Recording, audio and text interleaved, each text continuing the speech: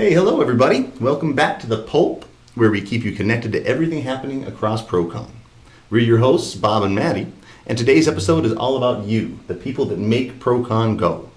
We're going to start off by talking about Microlearnings, a new learning tool that will be used as a complement to each job training checklist. Afterwards, we'll be interviewing one of our Appleton employees, Jarvis.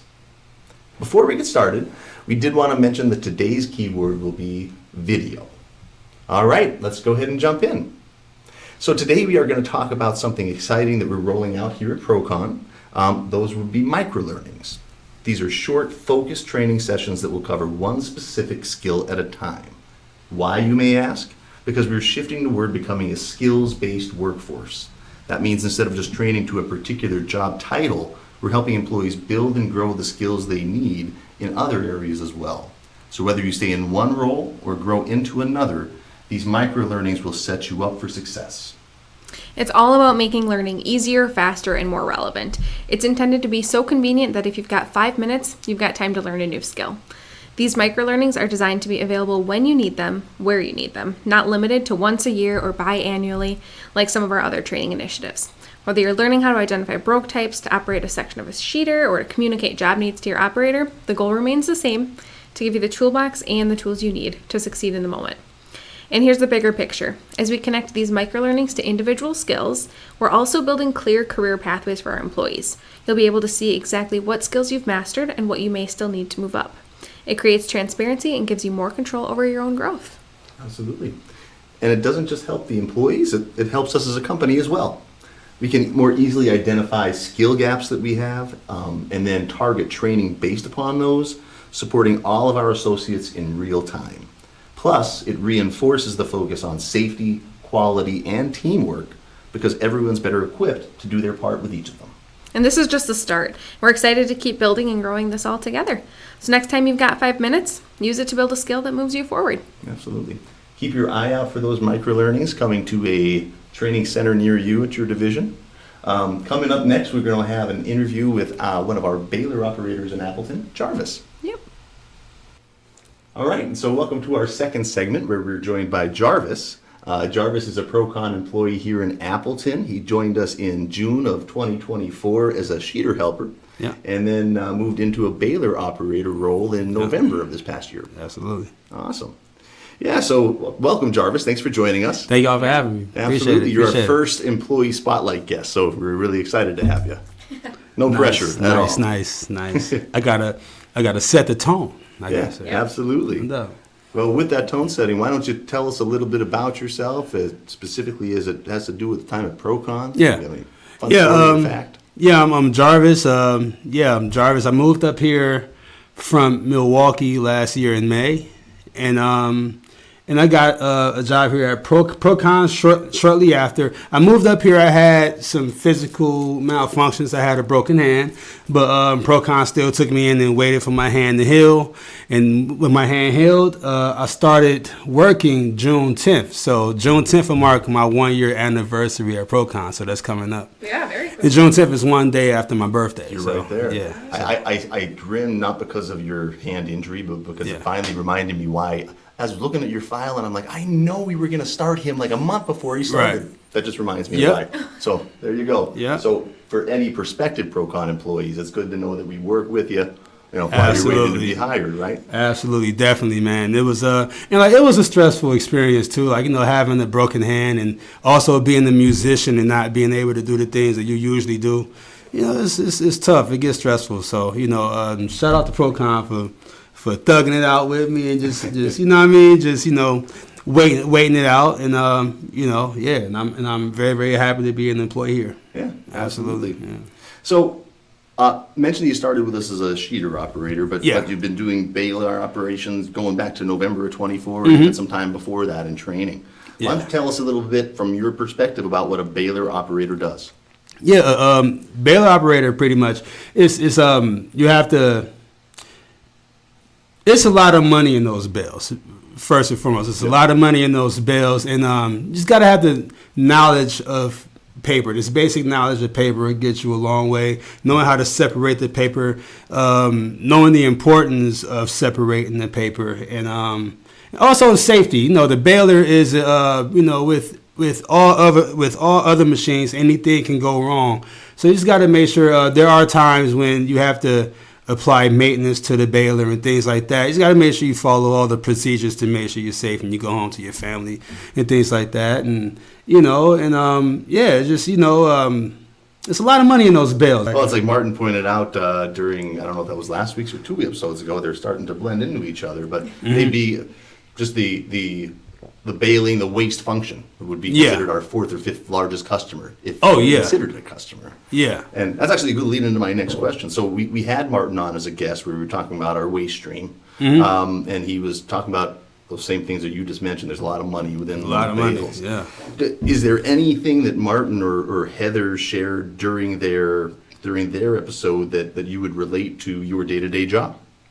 Well, just making sure it's separated. There are times when, in the past, now it's gotten a lot better, I'll tell you that. There are times in the past where sometimes during job changes, sometimes the sheeter helpers would forget to change the bins during the job change. So sometimes in the midst of baling, when the actual thing like tilts, I forgot what you call it, but the whole thing about it is, sometimes you'll see like, wait, there's something underneath the paper that I thought was the paper that I'm baling right now. So you got to take it back down. Or sometimes if it's not that much, I'll just take out that paper and put it into the bin where it's supposed to be. It's really just the importance of just making sure it's separated. Just making sure the quality of each paper is separated from, each one. You can't mix SBS with hard white. You can't mix SBS with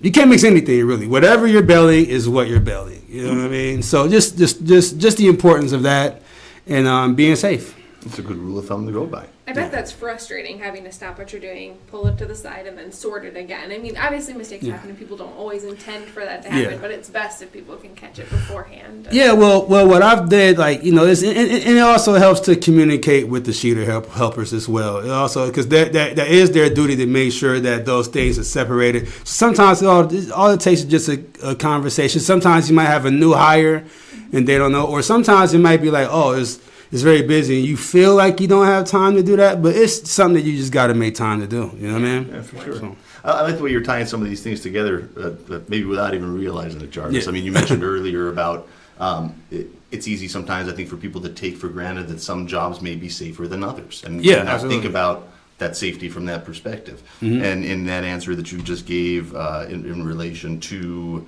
those challenges, it's important that we communicate with each other. Absolutely. Right? Yeah. A baler operator isn't in their own silo where they can only communicate with those individuals that are in their direct area. Right? Yeah. If there's an issue that is being impacted by another department or individual, let's talk to each other and resolve it, right? And let's win. Like, I'm a sports head, and I'm deep into the playoffs right now. And one thing about you gotta have a winning attitude, man, and just want to win. And the only way to win is for us to communicate with each other and be like, hey, and hold each other accountable for things that Giannis Antetokounmpo said a thing that just develop good habits. Good habits will get you a long way. You know what I'm saying? If you have a habit where, let's say, for instance, if you're walking the warehouse, you're just going somewhere, and you see just something as simple as seeing some paper on the floor, just go ahead and pick it up and throw it where it needs to be. You know what I'm saying? Just small things like that, just developing good habits so that, that'll transfer into your job and your work ethic as well. So 100%. Awesome. Yeah. Well, so Jarvis, one of the reasons we asked you to be our first employee spotlight guest is that you bring such a positive attitude to work every day. We want to thank you for that, for sure. So, we'd like to get to know you on a little bit more of a personal level as well. Yeah.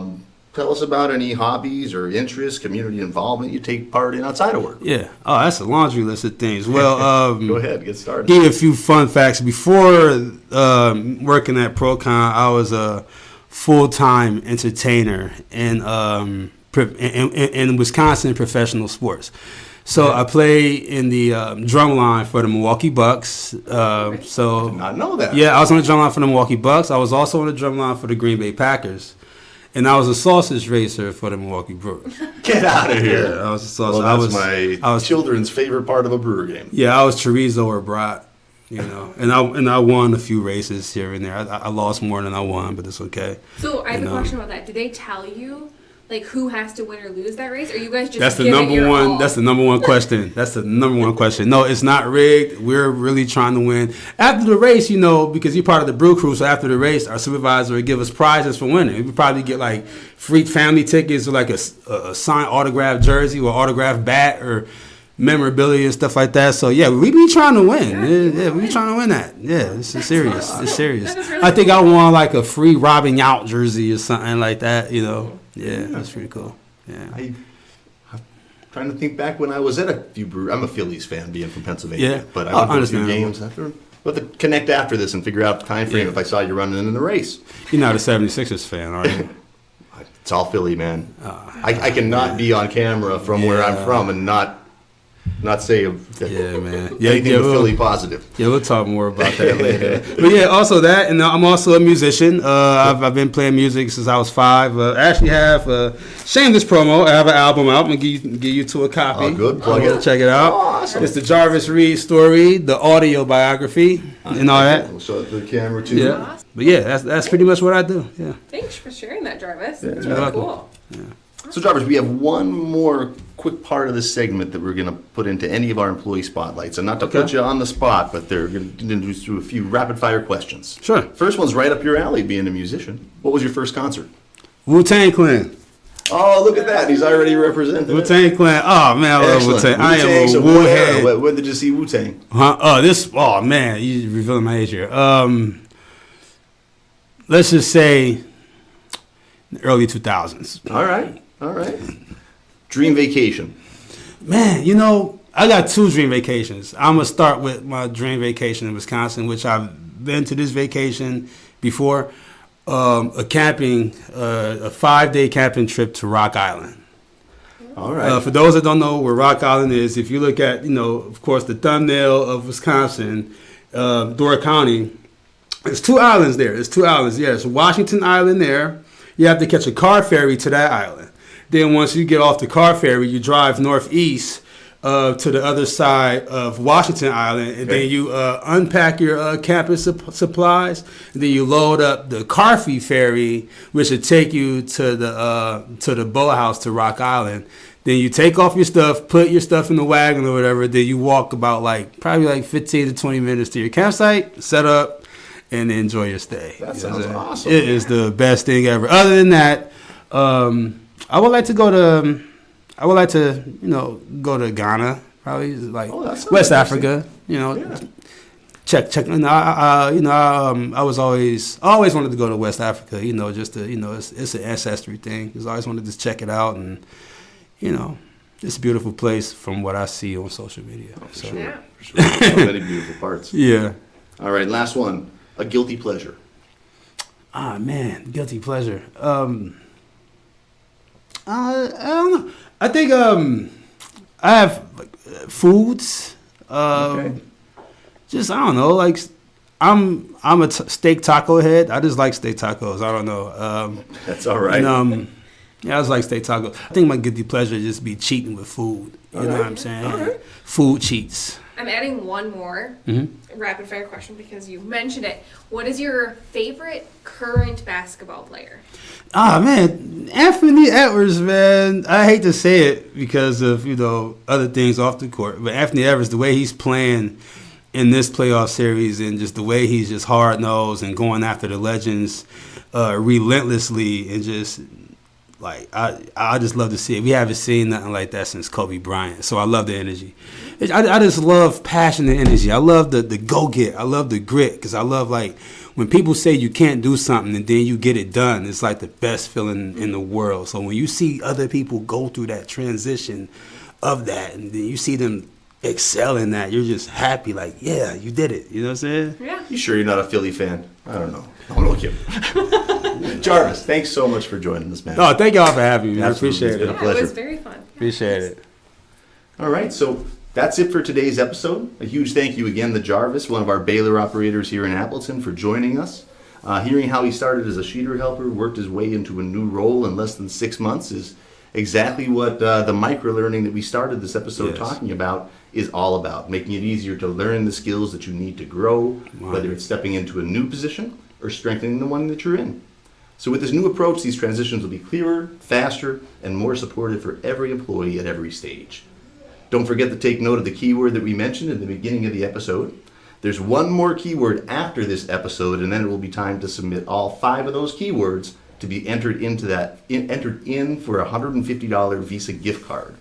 As always, until next time, stay safe, stay curious, and keep making ProCon great.